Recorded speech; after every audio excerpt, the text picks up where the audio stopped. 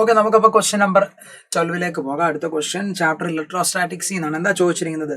C1 and C2 are two hollow concentric cubes enclosing charges 2q and 3q respectively as shown in the figure. The ratio of the electric flux passing through C1 and C2. Ratio of electric flux.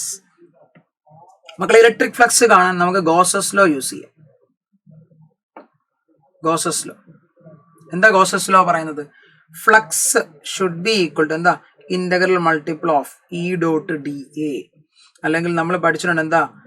Epsilon 0 1/ε0 charge enclosed പഠിച്ചിട്ടുള്ളതാ. Phi is equal to Q enclosed divided by Q/ε0. നമുക്ക് direct അറിയാവുന്ന equation ആണ്. അപ്പൊ first കേസിൽ നിങ്ങൾ നോക്കിക്കേ. First കേസിൽ ഞാൻ ഫൈ 1 എന്ന് വിളിക്കുവാണ്. അതായത് ആ സ്മോളർ ക്യൂബിന്റെ കേസിൽ അവിടെ എൻക്ലോസ് ചെയ്തിരിക്കുന്ന ചാർജ് 2q ആണ്. സോ നമുക്ക് ഫൈ 1 വിളിക്കാം 2q divided by ε0. And clearly bigger 1ന്റെ കേസിൽ ഞാൻ ഫ്ലക്സ് ഫൈ 2 എന്ന് കൺസിഡർ ചെയ്യുന്നു. സെക്കൻഡ് കേസിൽ നിങ്ങൾ നോക്കിയാൽ മതി. അവിടെ എൻക്ലോസ് ചെയ്യുന്ന ചാർജ് എന്ന് പറയുന്നത് അകത്തിരിക്കുന്ന 2q ഉണ്ട്, അതേപോലെ പുറത്തേക്ക് ഒരു 3q കൂടെ ഉണ്ട്. ടോട്ടൽ എൻക്ലോസ് ചെയ്യുന്ന ചാർജ് 5q ആണ്.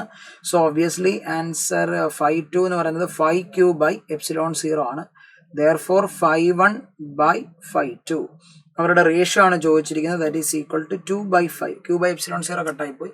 2/5 എന്ന് കിട്ടും. 2:5 option 1.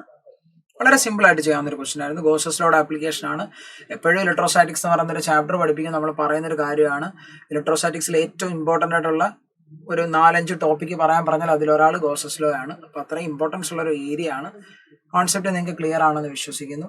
Thank you so much.